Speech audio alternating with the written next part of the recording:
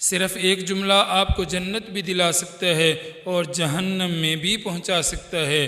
ہم روزانہ سینکڑوں الفاظ بولتے ہیں، لیکن شاید ہمیں احساس نہیں ہوتا کہ ہر لفظ لکھا جا رہا ہے۔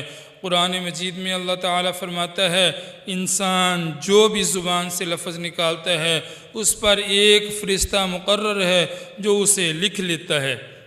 رسول اللہ صلی اللہ علیہ وسلم نے فرمایا، بعض اوقات انسان ایک ایسا لفظ بول دیتا ہے جس کی وجہ سے وہ جنت کے بلند درجات کو حاصل کر لیتا ہے، اور کبھی ایک ایسا لفظ کہہ دیتا ہے جس کی وجہ سے وہ جہنم میں جا گرتا ہے۔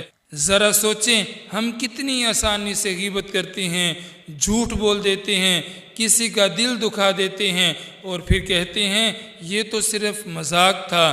زبان کی چوٹ اکثر تلوار کی چوٹ سے بھی زیادہ گہری ہوتی ہے، اس لیے بولنے سے پہلے صرف 3 سوال خود سے پوچھیں۔ کیا یہ سچ ہے؟ کیا یہ ضروری ہے؟ کیا اس سے کسی کا دل تو نہیں ٹوٹے گا؟ اگر جواب نہیں تو خاموشی بہتر ہے۔ آج سے اپنی زبان کو ذکر الہی، درود شریف اور اچھے الفاظ سے آباد کریں۔ اللہ تعالی ہمیں اپنی زبان کی حفاظت کرنے کی توفیق عطا فرمائے، آمین۔ ویڈیو پسند آئے تو لائک اور دوسروں تک پہنچائیں، اور ایسے اسلامی پیغامات کے لیے ہمارے چینل کو سبسکرائب ضرور کر لیں۔